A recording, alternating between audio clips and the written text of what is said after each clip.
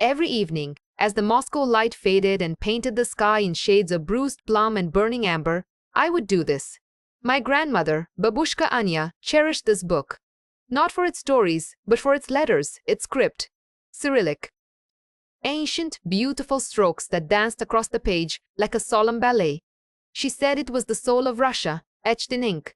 She often wondered, aloud, what would have become of us, of our very essence, had it been different. Had the ink been different? You see these letters? They carry the whispers of centuries, of saints, of tsars, of poets and peasants. They feel like home. But there was a time, not so long ago, when home almost looked entirely different. When the very shape of our words, the heart of our language, nearly changed forever. It was a ripple in time, a quiet decision that almost burst a different Russia entirely. The year was 1917. Russia, raw and bleeding from war and revolution, was ablaze with a furious, intoxicating energy. The old world had crumbled, utterly, violently. And, in its place, the Bolsheviks, these fierce, unyielding architects of a new future, dreamed of building something entirely new. Not just new laws, new economics, but a new man, a new culture.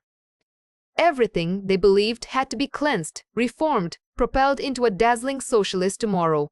My grandmother, then a girl of 11, remembered the fervor. She spoke of posters demanding literacy, proclaiming revolutionary ideals.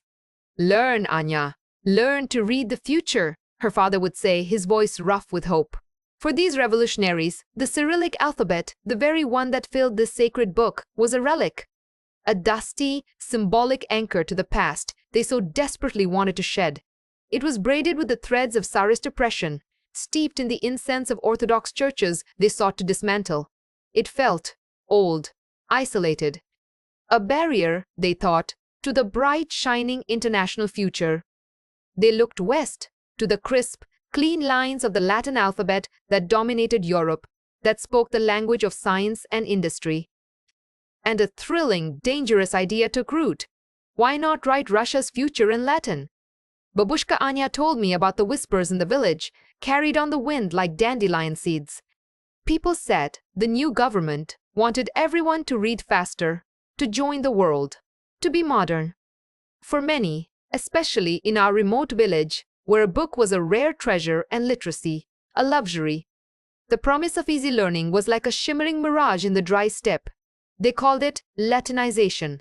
And its allure, its promise of immediate, radical progress was immense. The stories coming from far-off places, from the distant Turkic lands, spoke of people learning to read almost overnight, their old, complicated scripts replaced by simple Latin letters. Imagine, from naught to reading propaganda posters, learning about tractors and communal farms. It was a powerful, almost miraculous vision.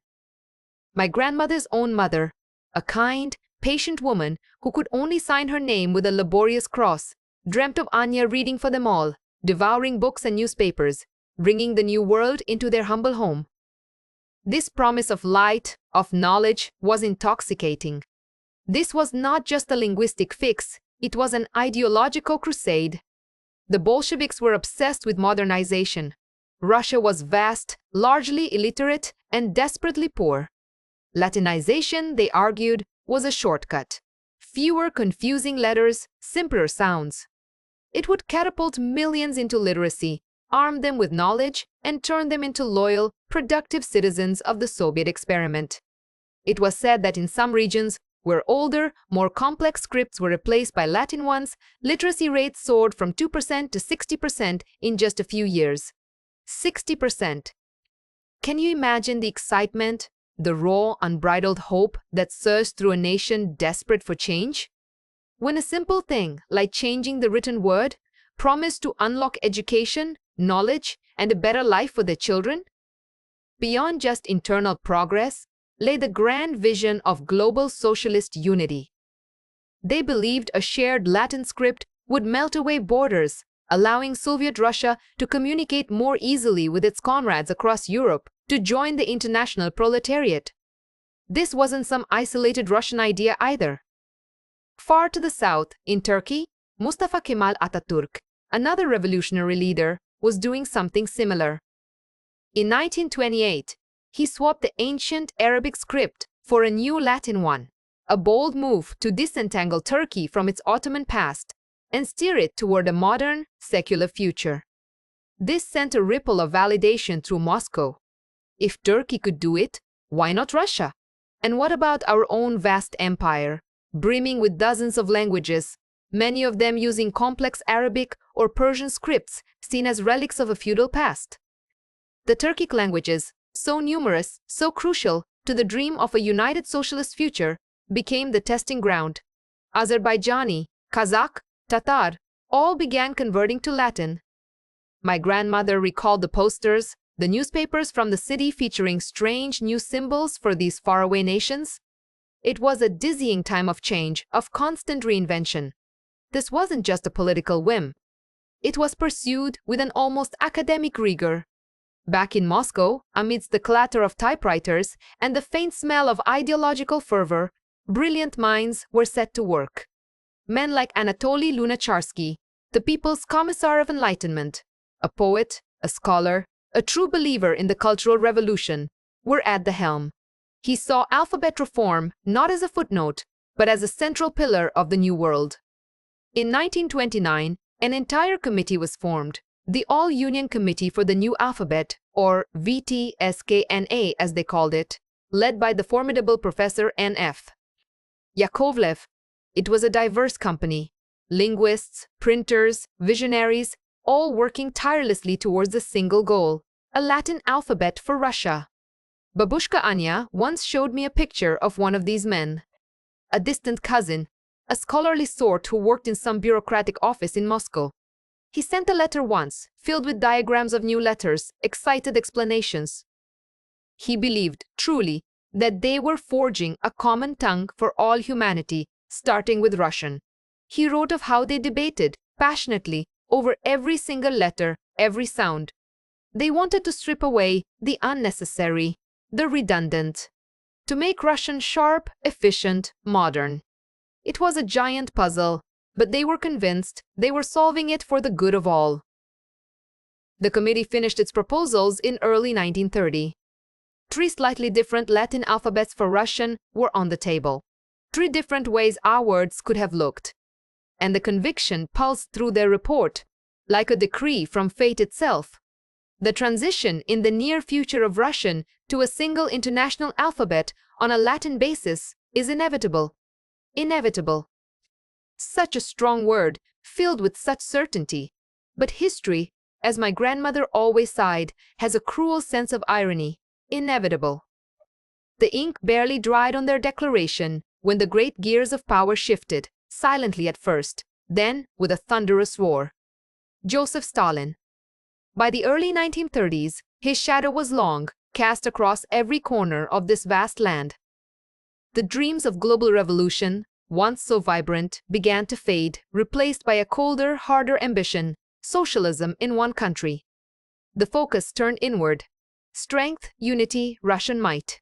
My grandmother often spoke of how the wind changed. The whispers in the village became colder, less hopeful. The enthusiastic pamphlets about new letters disappeared.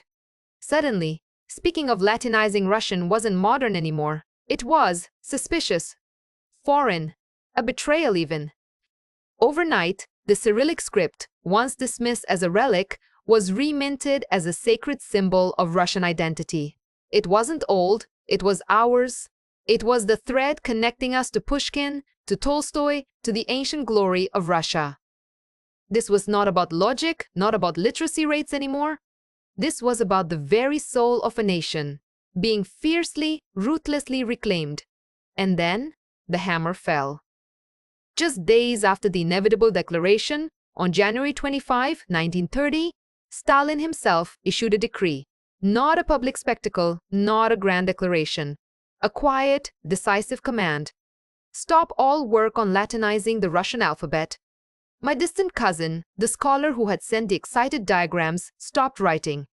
Anya's mother sighed, watching their old books, their familiar letters, take on a new, unexpected weight of defiance. It was a personal story, repeated a million times over, in countless families. This was more than just a halt. This was a full, violent reversal. By 1933, The tide had completely turned. The bright promise of Latinization was painted as a monstrous foreign plot, a bourgeois delusion. A chilling new campaign began: Cyrillicisation. Every language that had adopted Latin scripts, a staggering 66 of them, was now forced back to Cyrillic. It was a swift, brutal process. There were no debates this time, no passionate academic discussions, just orders and obedience. Anya remembered the sense of unease, of suspicion. Those who had championed Latinization suddenly became enemies of the people. The scholar cousin, the one who sent the excited letters, he vanished. Just vanished. The unspoken rule became clear. Loyalty to the motherland was now written only in Cyrillic. Why? Practicality, they said. Too expensive to print in two different scripts. Makes it harder for non-Russians to learn Russian. But my grandmother knew it was about control, about forging a monolithic Soviet identity, one that absorbed all others into its Russian core. Cyrillic became a tool, a visible chain linking everyone to Moscow, to Stalin.